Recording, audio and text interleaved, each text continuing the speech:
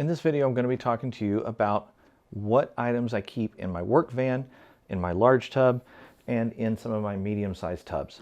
If you haven't seen my other videos, I talk about how I organize things in Flambeau tubs and in divided organizers. I'll put a link above that will show you the playlist of all of my tool and van loadout.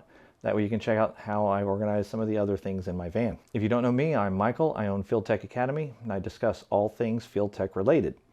Now, I've been in this industry for 25 years, so everything that I'm showing you is based on real-world field tech experience.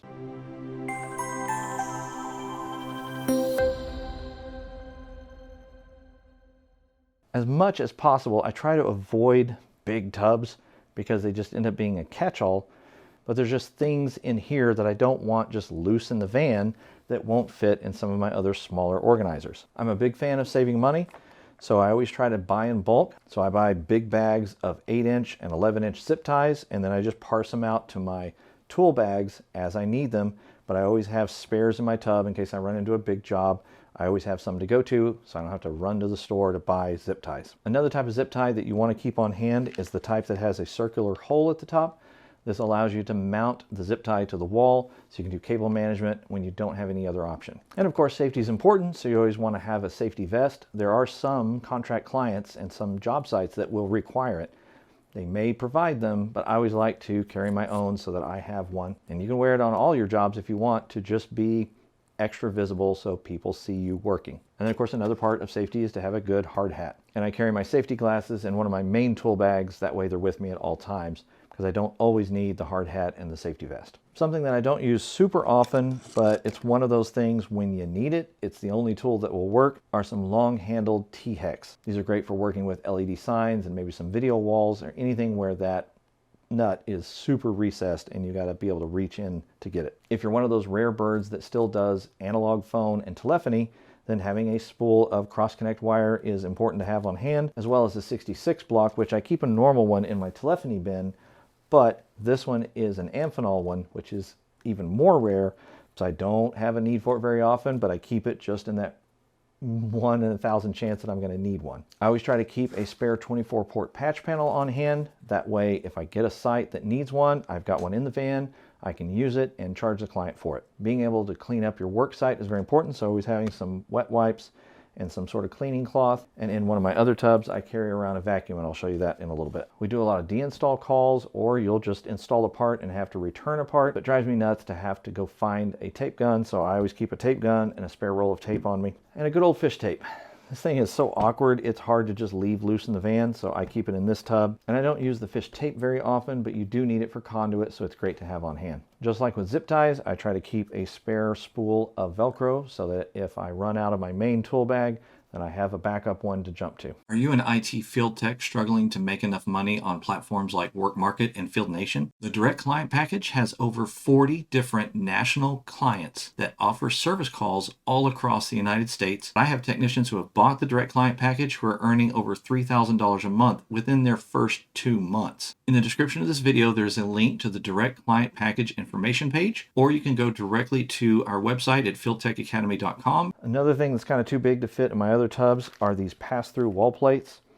They're very rarely used, but they're perfect when the situation requires it, so it's nice to have those on hand. Even though I don't do electrical, there's a lot of times that you're going to mount APs from the ceiling or traffic counters and different types of equipment like that, so it's nice to have a 4x4 box for that purpose. So having that 4-way, you can put an EMT connector in, which I keep my EMT connectors in one of my mounting bins. It's also nice to have an adapter plate that goes on the 4x4 so that you can actually put a regular wall plate on this. This ends up being my catch-all, so there's a bunch of just random stuff from two-sided tape, some different types of glue. I keep my silicone in here, a hacksaw, sandpaper, and then Big Bertha. This is my really big masonry bit. Sometimes you need to get multiple cables through a wall, so you're going to need to be able to get a pretty large diameter hole through the cement.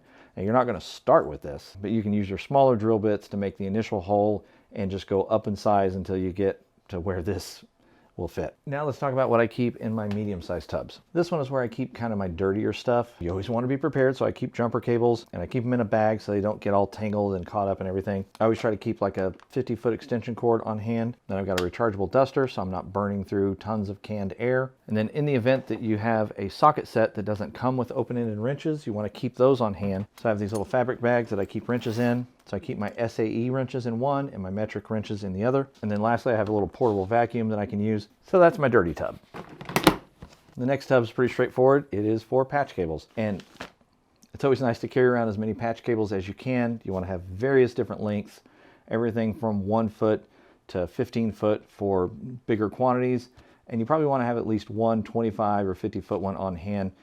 Even though you may never actually install it, it's nice to have a longer one to make a run between 2 points to do testing with. And if you're in the data telecom field tech industry, you're going to acquire a lot of things because clients are going to ship cables out and they're going to ship too many.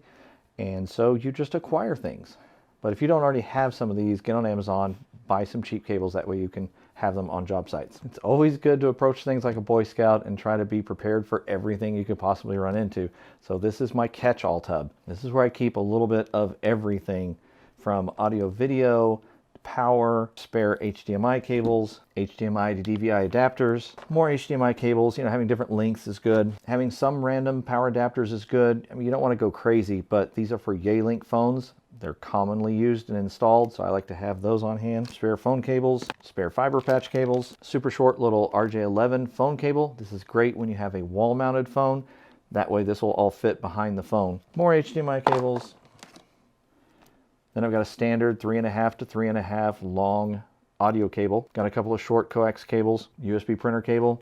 These are good for actually consoling into audio video equipment. I keep one of these in my laptop bag, but it's always nice to have spares in case you actually need to sell a printer cable to somebody. And of course, it's always nice to have a standard computer power cable. You use these a lot for routers and switches and computers. I always try to make sure I carry spare surge protectors. Sometimes you'll be adding equipment and there's just not enough outlets. So if you have this on hand, you'll have the outlets that you need and you can sell it to the client. A lot of TV installs are going to be Samsung TVs, and a lot of times they will expect you to have your own remote.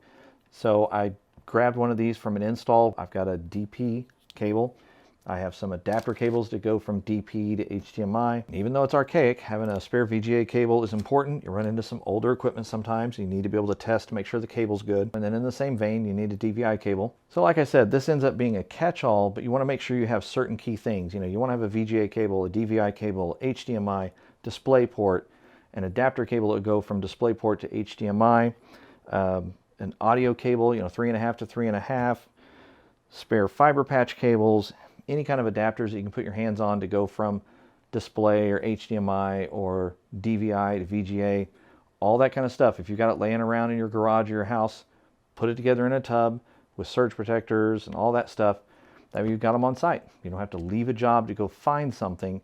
You can stay on the clock, get it done, and bill the client for it. Hopefully this will give you some ideas of how to organize your work van and to know what kind of things you need to make sure that you have on hand. I hope this helps you. Check out the playlist above that goes into more details about different aspects of how I load out my van. And if you got value today, please like the video, subscribe to the channel, and as always, let's get you out in the field making money. I'll see you in the next video.